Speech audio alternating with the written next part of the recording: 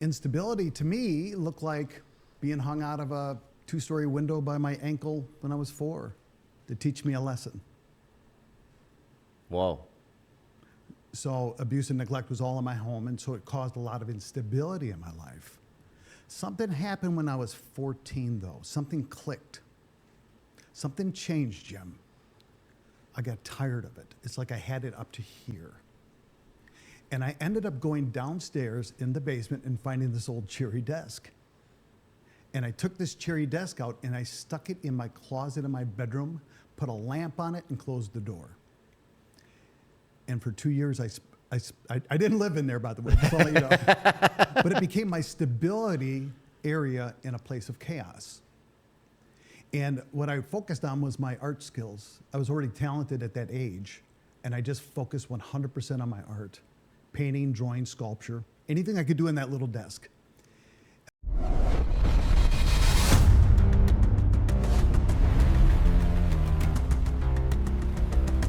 Another amazing guest in the studio today, and we're going to bring the heat. Martin Watts. He's an entrepreneur, storyteller, and he's a builder. And we're going to dive right into it today, so come on for the ride. Martin, how we doing, brother? Jim, it is good to see you, and it is good to be here. Let's go, baby. I'm fired up, man. It's going to be a great conversation. Every single time I'm with you, it's like, where are we going? Where are we going next? What's coming around the corner? There's just always a powerful conversation. So thank you for being here today, brother. That's what happened when you get two leaders together. Let's go, baby. All right. So like every single guest, I ask the same question to kick it off. What's the most impactful moment in your life that changed everything, everything for the future? You know, I would say this, is that most people say life is a journey. And I heard this saying one time, and it said, from everlasting to everlasting. It changed the way I looked at things. I said, oh my God, my life is in this everlasting. And there's more than likely everlasting later, and there's one before. But this is the one I have to deal with now. And within this life, I have many journeys. And they teach me lessons all the time, right? Right, wrong, good, bad, positive, negative. And it really came in clarity when I wrote my prescriptive memoir, When Doubt Becomes Design. Shameless plug. Let's go, baby. Plug it all day. It's a great book, man. I read a couple chapters. And so in that memoir, there's 30 stories about me in it. But one stuck out to me as probably the biggest impact is when I was 14 years old. I had grew up in instability, a lot of doubt. And instability to me looked like being hung out of a two-story window by my ankle when I was 4 to teach me a lesson.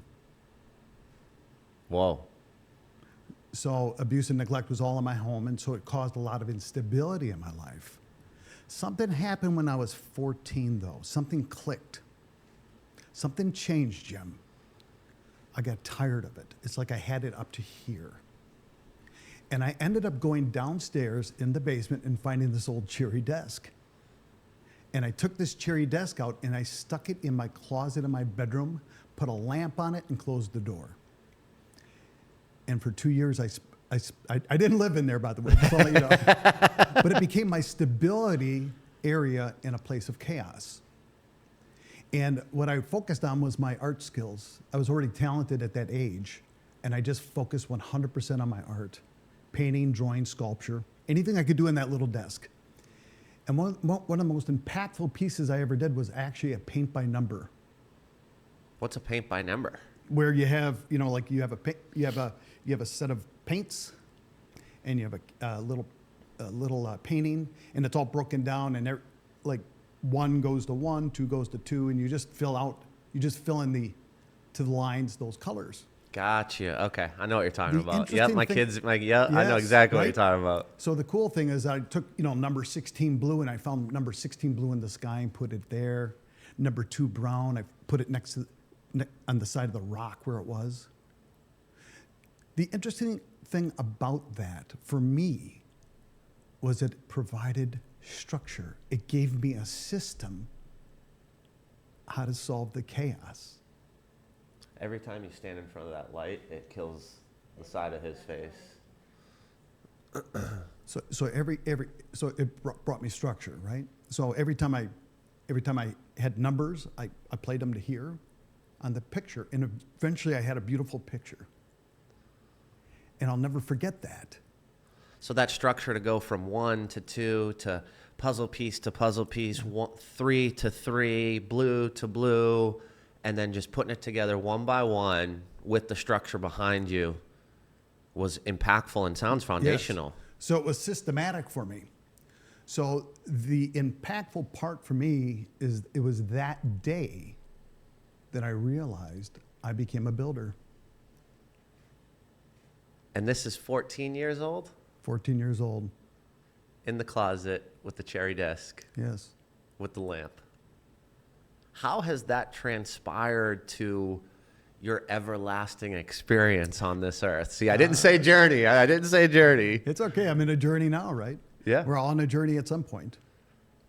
Well, what it did was it started solving chaos for me. It started putting stability where there is instability. And I needed that. And I remember as I started my first business when I was 23 because I didn't fit systems. So what I did is I found myself creating my own. You know, I think that entrepreneurs get this raw edge of saying that trauma is that's the reason why we're entrepreneurs. I just wouldn't give trauma that much credit. I just don't give it that much credit. So what I learned, it was already innately built into me, because otherwise at 14, what would have snapped to make me change? I was 14 years old. So it was already innately in me, not just survival, but better than survival. At 14, you probably weren't even aware of what entrepreneurship is. I mean, I'm 36. I can't even spell it correctly right now. No, but I still need spell check for it, right? So 14 years old, you're saying that trauma, it was already innately in you because one, entrepreneurship wasn't recognized, but two, it was something that you were doing and building and then using later in life. Yes. Yes. How did you use that I know you've had multiple companies and exited and all that, but like, how are you seeing that show up through the different organizations, through building the culture, through building the teams, all the way up until now? Well, it's interesting. I've always been a process person, very structured. And that structure is what helps me go forward. So like when I start a business, I solve a lot of the problems up front so I don't have to deal with them later. Because if I have to deal with them later, it's done in chaos. So I found a way to solve that in my everyday life. So when I had my first company was an ad agency. Well, I started developing my own databases to solve the complexities of the business, of ordering print. Back then it was print, now it's digital. If I was to do a talk, one of my talks might be titled, actually there's a chapter in the book titled 23,536 Steps to Success. Let's go. Tell me more, man. Tell me more. What that represented was over 17 years that I owned my manufacturing assembly plant. And by the way, I didn't have an engineer degree, so my mind always thought structurally. So again, at 14, I was already built for that. Like I said, I'm not going to give trauma that much credit, but I give trauma the credit of being the booster to get me going in the right way, right? Some people run towards things. Some people run away from things. At that age, I was running away because I didn't know what to run towards. Does that make sense? It does. And I think too, like a good point that you're talking about is it reminds me of like the victor or the victim approach. Yes. Right? But I love how you switch it up of you're not the victor, you just leveraged and utilized it as the booster. Yes. I've never heard that before. It's unique. I like that perspective. Yeah, I think that when you're driven, you're driven. And some people are driven towards things and some people are driven away from things. Some people walk away from a marriage. Some people walk into a relationship. And when you walk into the relationship, you walk in on your own terms. When you walk away, you're typically walking away on somebody else's terms. When it comes to some of the progress within moving through that trauma, starting a business, transitioning to another industry, all the things that you've experienced, why is structure the foundation, and how do you leverage and use structure to the highest capacity? Yeah, so if I go back to the 23,536 steps to success, that literally was every step that I wrote in SOPs so other people could do the job as it needed to be. Did you count it all that? Yeah, it was approximates, but yeah, that's every line. Because you write and then you rewrite and you redo, or you make drawings, or you do whatever you do. And I finally made a database to solve that problem because I got tired of creating it in Excel or whatever it is. I actually created a database where you click and go. What do you like to build or something? I love to build. I'm a builder. It was kind of funny is that, you know, we talk about that drive that people have. And I think innately we have drive. Everybody has drive. It's whether we believe somebody else's story about us. And I remember when I was 20, I was probably about 23 when I first started my business, and my father died when I was 5. So I literally didn't know him. You know, you only know of the stories or the things that you saw. And in the household I grew up is kind of dysfunctional. He came from the war, so that's understandable, right? And so we work within PTSD. That's what we call it now, right? I believe in PTG. PTG is post-traumatic growth. That means that you grow from the things that you've learned from, because you don't continue that process down the road. So the 23,536 steps to success solved a lot of that. And I remember my brother giving me my dad's yearbook because I didn't know him. He said, "Do you want Dad's yearbook?" And I said, "I didn't even know Dad had a yearbook." He said, "Yeah, it's down in my basement somewhere." And he pulled it out. He gave it to me. It was from 1939. He set it on. It has texture to it. It was amazing. It had 35 people in the senior class. He was class president. He was president of the debate club. So I started learning all about him at the age of 18. And then all of a sudden, I found this page about all the seniors, you know, what they liked, what they didn't like, the background history, or, the personality, the character. Totally, yeah. And on the other page, I saw my dad's name, Burt Watts, in bold. And so it caught my attention. I said, "Burt Watts? Because I want to know everything about him." He said, "Burt Watts's motto was never yield." Never yield. It went to my soul that day. And I really realized that the man that went to war did not come back, but the soldier came back, right? So I can overlook that. I get it. But the reality is that we have to find a way past the different things and the difficulties. And whether it's business, I mean, we go through business stuff all the time. And even business, I didn't pull my hair out. I created structure. I created discipline. Wherever chaos was, we solved it. We want to call that in this near therapy culture as a problem. It's a condition. I call it a strength. Never yield. Never yield. Man, I've known you for some time and I never heard you share that. That's cool. It's amazing, actually.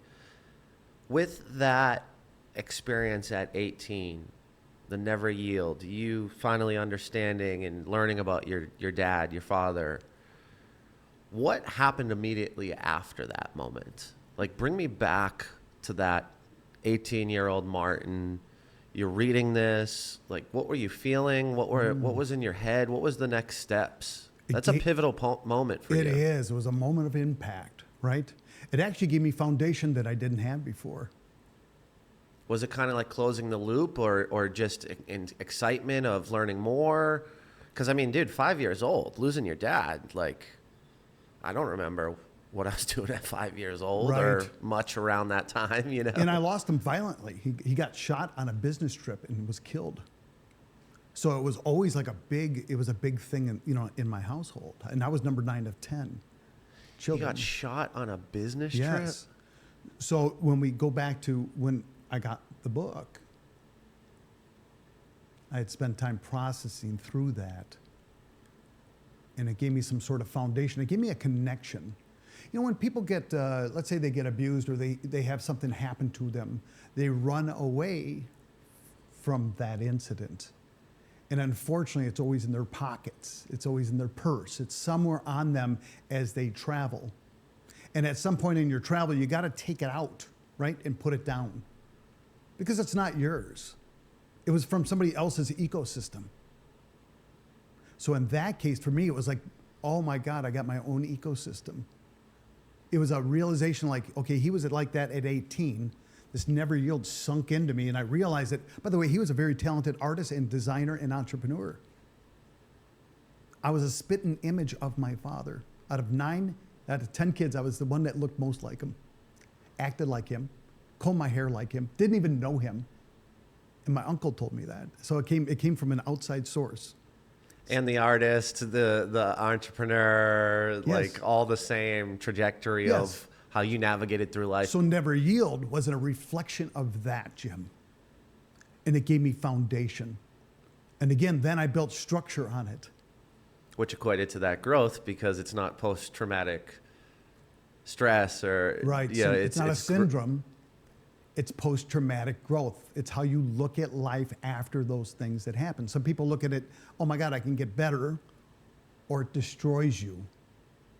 So all the abuse that I had in my life right before I got that book, I tried to solve it. I was 18, I was trying to solve these problems. Like some people, like they go out and kill other people or they go hurt other people. For me, it was like I was trying to solve me so I could help other people. I mean, I had that idea in my head. And I'll never forget going, this is a true story, I ended up going and signing my up for therapy, went there 3 weeks, and it was a blind priest, and it's a true story, and he's looking at me, and he says, the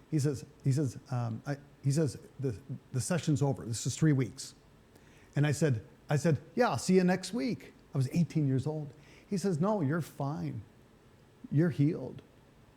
He said, you're hunky-dory.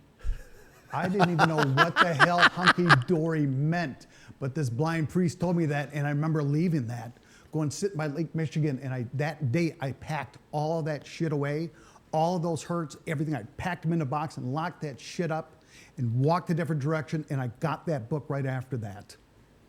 And it changed my life. It changed my foundational life. I started building better. I started doing things. I stopped looking backwards and started working towards structure, not away from chaos.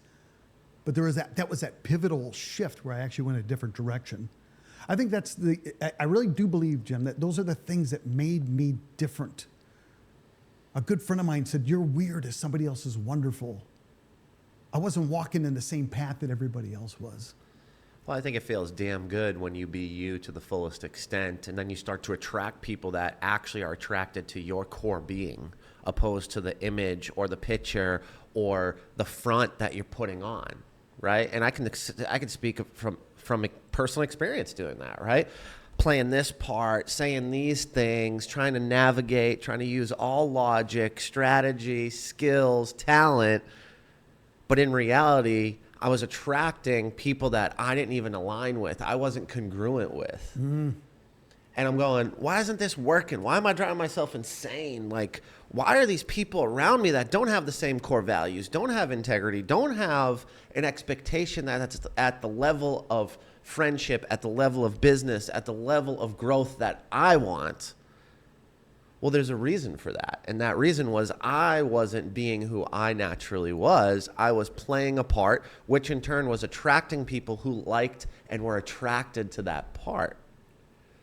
But when you drop into your heart, when you sink in, when you finally show up you, when you be the weird, when you step into your wonderful, when you navigate life in a way where you're just showing up, doing you, and you don't give a fuck, that is what makes it so wonderful, in my opinion. That's when you start stepping into who you are. You know, my business just shifted really when I realized what my value system was. You said it, core values. It's your core value. It's not what you want to become. It's not what you were. It is who you are. That is your value system. And once you understand who you are, you will attract the people that you need in your life. And my business shifted when I finally started hiring by my core values. Because once you hire by your core values, now you're matching that value system because now we have one thing in common. And now you can move forward.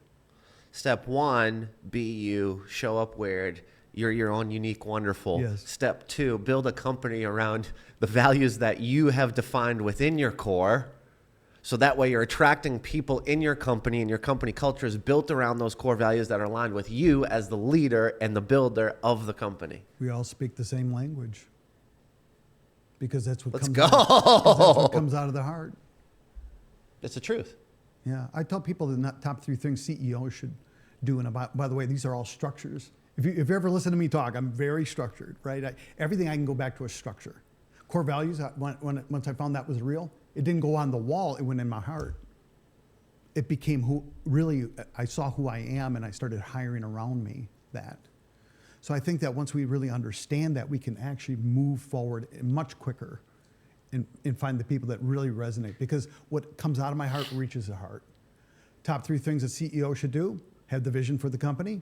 1B would be what? It would be communicate that to the whole team. And I'm talking about down to the janitor, down to the vendors, everybody. Tell them what your vision is. Here's the number 2. I'm not going to even go to number 3. Just number 2 is speak to the heart of your people. And the only way you can speak to the heart of people is understand them. And the only way you understand them is the way you have something in common with them. It has to come from your heart to get to someone else's heart. You got to drop in. You got to leverage what's in your core being to connect with someone else's core being. Whether they agree or disagree, that's fine, right? You don't need to go beat people up and push them out the door and kick them down the stairs and do all the crazy shit. But you know exactly where you stand. You know what level of alignment you're operating at. And the relationship, the attraction, the magnetism, it becomes natural. Instead of pulling and pulling and pulling, it's just moving in the same way that you're moving. And I've outsourced that before, and I've totally jacked it up. I've walked away from business deals and money. I've got into partnerships and immediately removed myself. But what I found in those moments was there's no one to blame but me. I allowed it. I wasn't defined. I didn't have the structure, Right. the process, right? Because when you're in high level, a lot of money on the table, a lot of opportunity, right? It might look good. It might look sexy. It might, oh, well, if I do this and this happens and this, then this changes and all these things occur. And it's like, dude, go back to the process.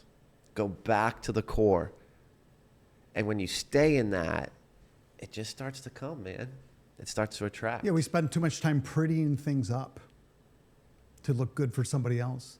And by the way, money doesn't solve the core value system. It doesn't solve it. I've had people put $250,000 on the table and said, I'm ready to go to business with you. And I had to say, we don't align. And that came later in life. Tell me about that, man. Like, walk me through that. You don't need to say names or anything, but like, was it a huge opportunity? Was it an investor? Was it like a 50-50 partnership? Were you like, man, I really want to do this thing and this is all looking good? And then you had a conversation and you're like, whoa. Because I talk a lot about human connection and human integrity. And I think there's integrity to others and there's integrity to yourself. So I think walking away from an opportunity not only serves your potential customers in the future, your potential relationships in the future, it serves the most important relationship, which is the one with yourself. Mm-hmm. Tell me about that, man.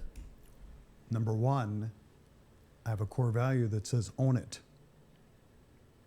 That means it sits on my desk.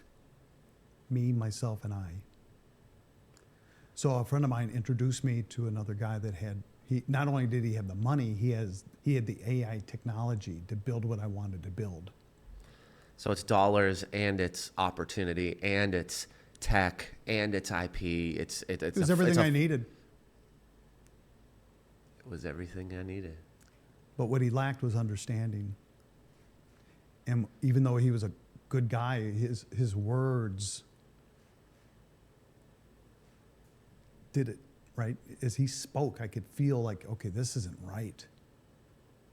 You know, we're given a core for a reason. We want to call it a conscious, you can call it whatever you want, but it's your core. And when it doesn't align with your core, you can't do it. And I had that check, right? So we had another conversation, trying to solve the check. 2 checks showed up. Third conversation, 5 checks showed up, and I was out. Dude, it's so awesome that you're sharing this right now, because I have experienced something very similar, and I totally didn't recognize exactly what you're talking about right now. You go, okay, maybe it's me. Maybe there's an opportunity. I don't want to miss this. Maybe I can understand deeper. And then you go have the conversation the second time, and you're like, now this kind of feels worse. And then you're like, okay, maybe give it another opportunity. Maybe give it another shot. Maybe I need to go to mentorship and ask advice and bring people in that I trust. And they're like, but you still have the next meeting. And then it's like, bro, if I didn't have 2 and 3, we'd be at 1 false flag. Now we're at 4,000. I feel it, man. I've been there. I think people make decisions out of desperation, or they think they need it.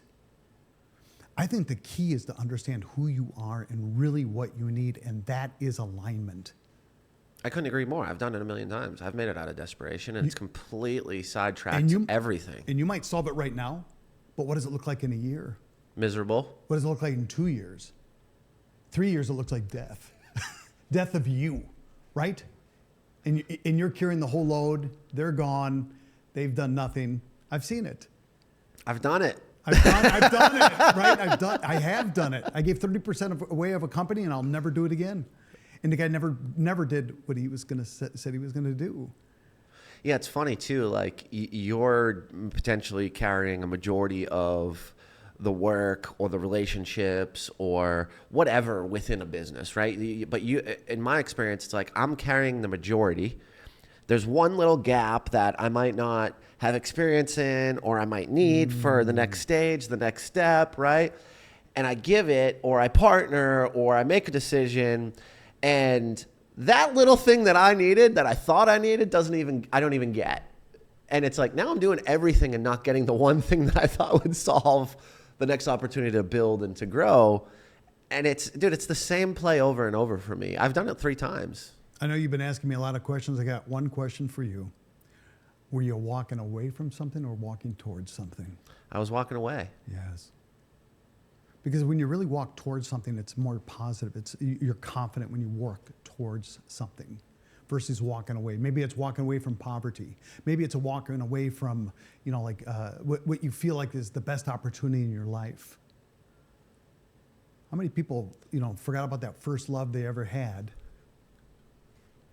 And they're 45 and they're like, where Sorry. Where are they? You're right, man. Right?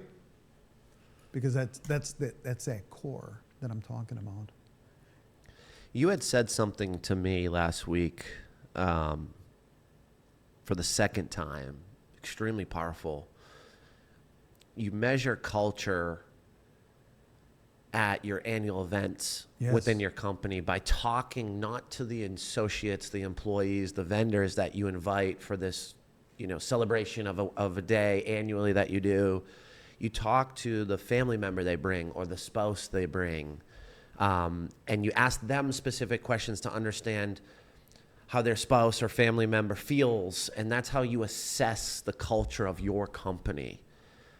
But I forgot to ask you this question. It's been on my heart since you've shared that with me. And by the way, very impactful for me, very impactful, because I've done it very timidly before, over dinner, and did it in front of the employee, so it felt like it needed to. They needed to say the right thing, and I know that I couldn't feel the right energy, right? And I'm like, Jim, you dipshit. Why did that you're not getting the truth. Like, you might as well just send them a survey that says, put your name, employee number, and compensation, and then tell me all the wrong things with the company or the things that can grow.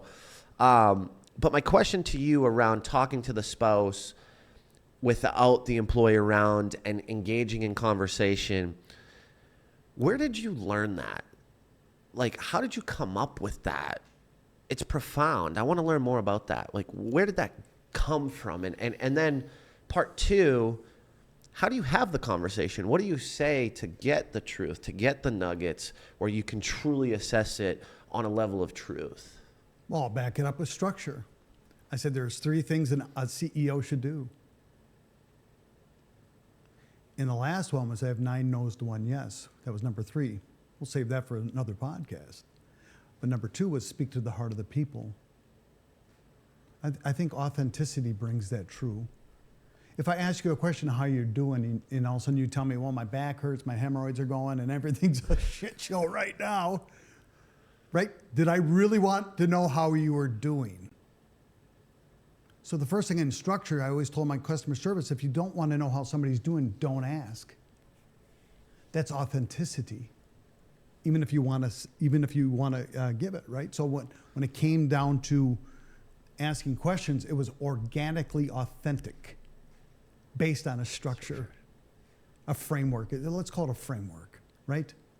So that was how I measured culture. Hey, Mr. Watts, I said, number 1, it's Marty. I immediately took the temperature down. Because you got to remember, I'm in charge of, in their mind, I'm in charge of firing and firing. And it might not even be me. But they have that assumption that you sit at the top, so I have to be careful, or they ass kiss, and you can feel all that authenticity. So I would just say this, is that I just be authentic, and they would just share it with me. They said ever since Brian's been working for Ozark for the last 6 months, he comes home every day happy. I can measure that against a framework or a structure.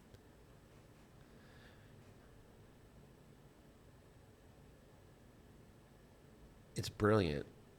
And I think everybody listening who owns a business needs to engage in some of those conversations, needs to lower the bar, needs to build deep human connection, needs to truly understand the benefit, not only for your company, but the benefit on our community, our society, the benefit on the spouse, the family members, the bottom line. Like, there's people in my life that I know that make, like, I look at what they make financially because we're friends and they share it.